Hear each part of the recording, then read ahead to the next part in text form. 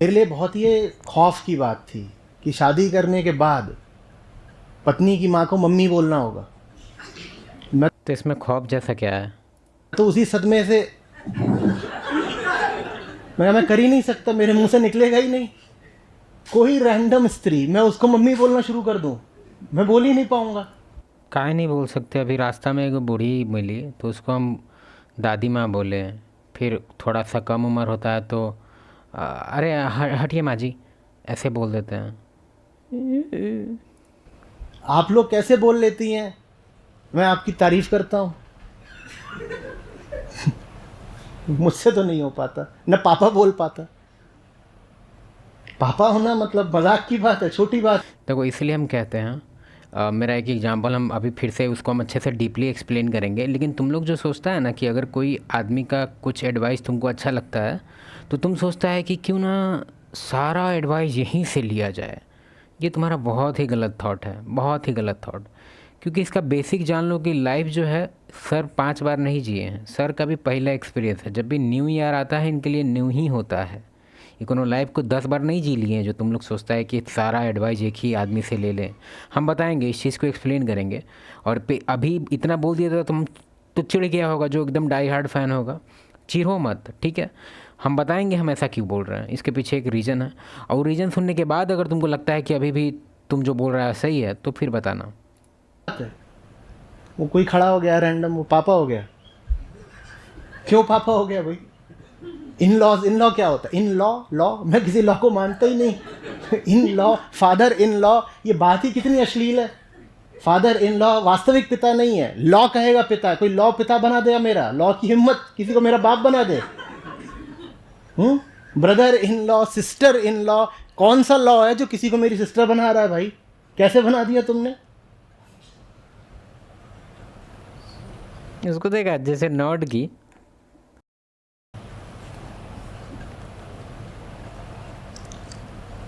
और कोई ज्ञान रहा हो नहीं रहा हो, 18-19 की उम्र से इतना मुझे समझ में आ गया था कि सन इन लॉ जैसा तो कुछ हो ही नहीं सकता। नहीं हो सकता तो नहीं हो सकता। और रिश्ता मुझे बनाना है तो मैं बनाऊंगा, दुनिया की कोई ताकत रोक नहीं सकती। लेकिन किसी कानून से पूछ के नहीं बनाऊंगा। किसी इस पे बोलना मेरा गलत होगा, लेकिन देखा जाए तो हम लोग कहीं ना कहीं इंडिपेंडेंट का जो सवाल है, हम लोग इंडिपेंडेंट हैं ही नहीं। ठीक है, ठीक है, आप रूल बुक फॉलो नहीं कीजिएगा जो सोसाइटी एक तैयार किए हुए है ऑलरेडी।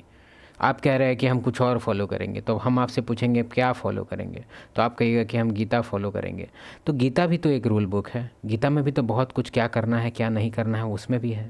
अब कोई अलग से कोई आदमी आएगा कहेगा कि नहीं हम इसको नहीं मानेंगे, तो फिर आप ऑफेंड हो जाइएगा।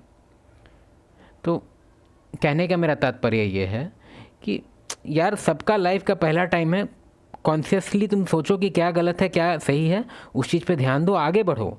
पूरा डीपली एकदम एनालाइज नहीं करना है कि लाइफ का रूल बुक में क्या हो, इतना नहीं। अब जैसे बहुत लोगों को देखे हैं, जैसे कोचिंग कॉल में बहुत लोग मिलता है, वो कुछ कुछ हमसे मीनिंग पूछता है ऐसे करके। भैया लाइफ का क्या मीनिंग है? अबे 22 साल का आदमी, 22 साल का बेवकूफ़ आदमी एक्चुअली, क्योंकि 22 साल में हम बच्चा का टाइटल नहीं दे सकते, क्योंकि 22 साल मतलब आदमी, ठीक है, मेन है तुम बस उम्र से। अब दिमाग तो तुम्हारा अभी भी बेवकूफ़ जैसा है, बच्चे जैसा। अबे तू क्या ढूंढ रहा है बे? पहले फाइनेंस अपना क्लियर कर लेना, उसके बाद तू लाइफ का मीनिंग ढूंढते रहना। पहले मिनिमम जो तुम्हारा है, कम से कम खड़ा होकर सांस लेने लायक बन जा, उसके बाद तुम फिलोसफी। इसके पीछे भी बेसिक रीज़न है। वो लोग बस अपने आप को महान बताना चाहते हैं, वो अपना सोसाइटी में एक अपना एक अलग पहचान बनाना चाहते हैं। फॉर एग्जांपल, दो आदमी का नाम लेते हैं, एनिमल लवर और वेगन लवर। वेगन लवर नहीं बोलेंगे, वेगन, प्राउड वेगन एक्चुअली। क्योंकि वेगन जब भी इन लोग को लगता है जैसे कोई महान काम कर रहे हैं वेगन हो के, क्या ही बोले। वेगन होना तुम लोग जो समझता है कि एकदम परफेक्ट है, बिल्कुल नहीं है। अभी वेगन पे अगर हम बात करना स्टार्ट कर दें तो भी करेंगे, लास्ट में बात करेंगे। तुम लोग जो वेगन वेगन कर रहा है ना, लास्ट में कुछ कुछ है क्वेश्चन, उसका जवाब देना मेरे को। अदालत में जाके ठप्पा नहीं लगवाऊंगा। कुछ बातें आत्मिक होती हैं, वो चौराहे पर प्रदर्शनी करके नहीं करी जाती। मुझे किसी के अगर साथ रहना होगा तो उसके लिए मैं पंडाल में तंबू लगा के 1000 लोगों को बुला करके पहले एक नुमाइश नहीं करूँगा। आत्मा दिखाते फिरते हो क्या किसी को? प्रेम आत्मा की बात होती है। ये कौन बोला? और हम क्यों माने ये बात? प्रेम आत्मा की बात होती है और आत्मा में क्या होता है हमको कैसे पता? अभी सब चीज़ बहुत डीप जाएगा। हमको पता है कि अब तुम रटा रटाया कुछ जवाब देने वाला है हमको, बाई बुक या बाई कहीं से भी उठा के तुम जवाब देगा, लेकिन तुम खुद एक बार लाइटली, ज़्यादा हेवी माइंड सेट से मत सोचो। तुम खुद सोचो क्या है आत्मा, क्या है परमात्मा, काहे पीछे पड़ रहा है? पहले फाइनेंस कंप्लीट करो ना भाई, खाने पीने का पहले इंतजाम कर लो, उसके बाद आना। बहुत सारा कोचिंग कॉल में हम जब भी सब टाइप का डीपली क्वेश्चन पूछता है ना, कोई डीप में जाना चाहता है किसी भी सब्जेक्ट में, पहले तो हम उससे पूछते हैं क्या हाल है तुम्हारा, क्या हाल है, क्या खाना पीना कहाँ हो रहा है तुम्हारा, डिपेंडेंट है क्या फैमिली पे, नौकरी वोकरी कुछ कर रहा है, कहाँ है, कॉलेज में है तो क्या कर रहा है। महानता के लिए महान वाला इनको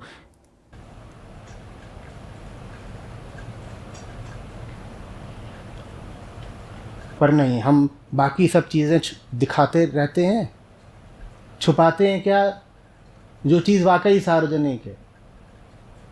लगता है कि बिस्तर भर छुपा लो,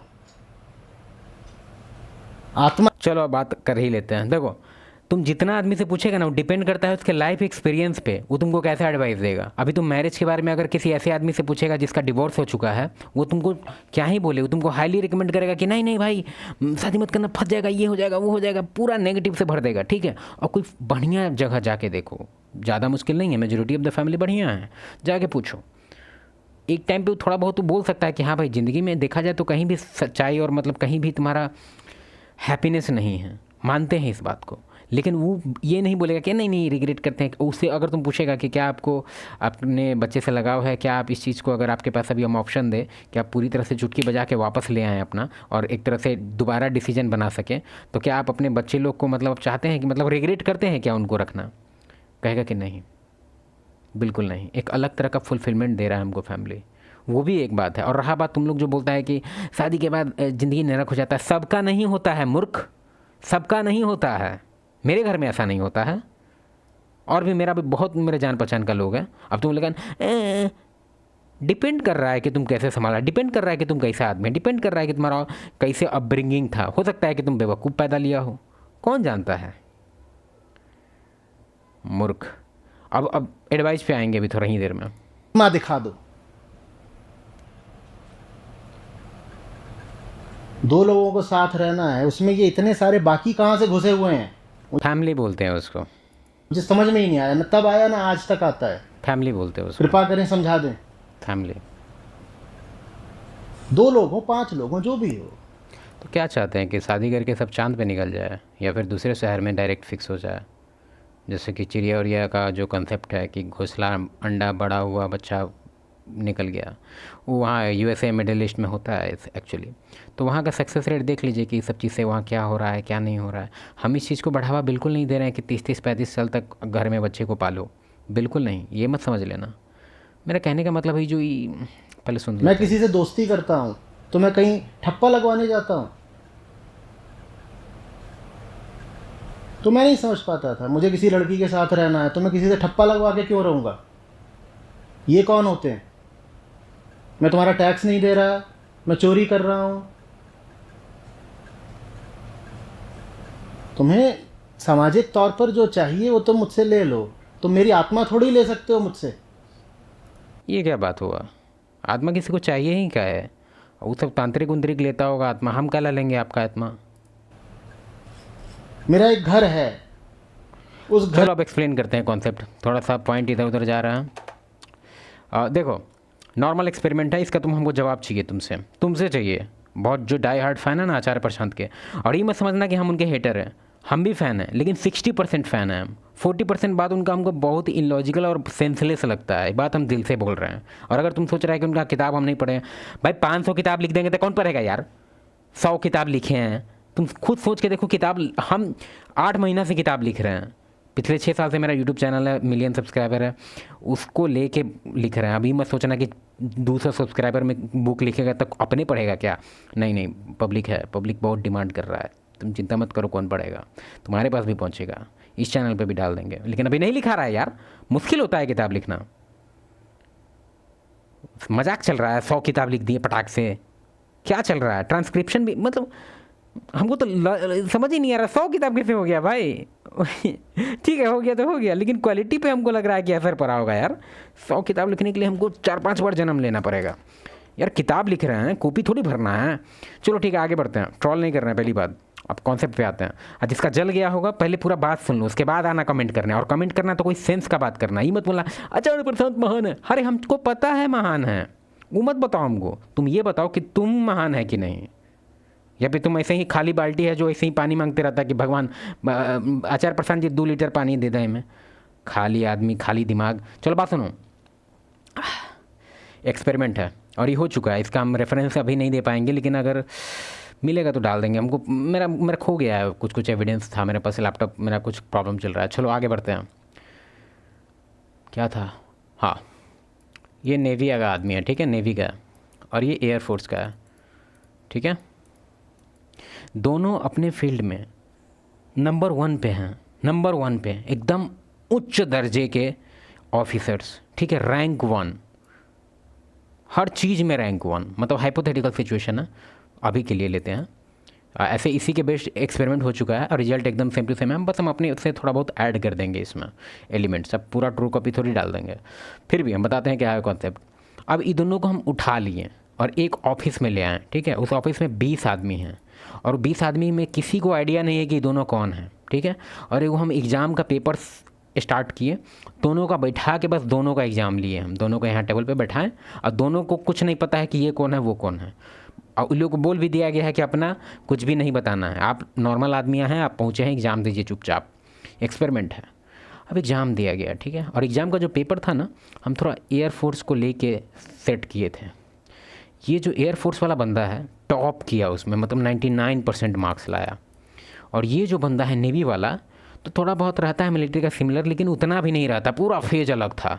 इसको आया 20% नंबर, जबकि ये भी रैंक 1 था और इसका IQ है, तो ये तो फेल हो गया पूरी तरह से। और दोनों का जो IQ अगर हाइपोथेटिकल लेके चले तो एक तरह से सेम कर देते हैं, दोनों 200 IQ है, ठीक है। दोनों का टेस्ट हुआ था अपने अपने फील्ड में, तो दोनों 200 IQ है, ठीक है, हाइपोथेटिकली। अब ये 20 आदमी से पूछा गया कि दोनों के बारे में आप लिखिए और बताइए दोनों का क्या आपको लगा। तो ये बोला कि सर ये तो एकदम 1 नंबर का आदमी है सर, क्या बात है, 99% मार्क्स। सर ये किसको उठा के ले आए, 20%? तो हम सर हम एग्ज़ाम देंगे तो 20% ले आएंगे। बहुत इसका बेइज्जती हुआ, इसको भगा दिए हम, भागो। उसके बाद इसको बोले कि बताइए, तो महान आदमी है। तो अभी 20 आदमी अपना मैरिज से लेके सारा कुछ पूरा एडवाइस, महान बाबा बना दिया इसको। 99% मार्क्स मजाक है क्या? तो यहाँ पे सीखने को क्या मिलता है? हर आदमी अपना अपना फील्ड होता है, पूरे हर एक फील्ड में मास्टरी करना काफ़ी हार्ड हो सकता है। हम नहीं कहते हैं कि इम्पॉसिबल है, लेकिन सारे फील्ड में मास्टरी करना, तुम समझ रहा है, तुम सर का हम इसमें अपोज नहीं कर रहे हैं। वो IIT IIM बैकग्राउंड उनका स्ट्रांग है, तो IIT बाबा का भी देख लिया, खुद मेरा ही देख लो। IIT थोड़ा सा से रह गया, नहीं तो हम भी IIT का टैग लगा लेते हैं। NIT का टैग अच्छा नहीं लगेगा इसलिए नहीं लगा रहे हैं। उतना मुश्किल नहीं है भाई एग्ज़ाम निकालना, बुक पढ़ो ना, निकल जाता है एग्ज़ाम यार। तुमसे नहीं हो रहा है क्योंकि तुम नहीं पढ़ रहा है, तुमको बाई फोर्स पढ़ाया जा रहा है, या तुम कोई प्रेशर में पढ़ रहा है। जिस दिन तुमको मज़ा आने लगेगा पढ़ने में कि हाँ भाई ये एक्सपेरिमेंट ये हमको समझना है, तुमको मज़ा आएगा, तुम फील करेगा, तुम तब आराम से मार्क्स आता है। बहुत ईजी है। तो यही मेरा कहने का तात्पर्य है कि फील्ड समझो। अब सर तो तुम मैरिज का एडवाइस ले रहा है, सर खुद शादी उदी नहीं किए हैं, वो का सब। घर की सीमा का निर्धारण तुमने कर दिया है, ठीक। अब पूछ देगा तो इनको बताना ही ना पड़ेगा। अभी कैसे हाथ खड़ा कर देंगे कि नहीं हमको नहीं पता, ऐसा तो नहीं हो सकता, बताना ही पड़ेगा। आप सुनो, कमेंट करने से पहले बात सुनो, कमेंट करने से पहले ऐसे मत कमेंट करो कि हाँ आचार्य जी सही कह रहे हैं। रोबोट आदमी, ये बताओ कि अगर सही कह रहे हैं तो वो क्या बोल रहे हैं।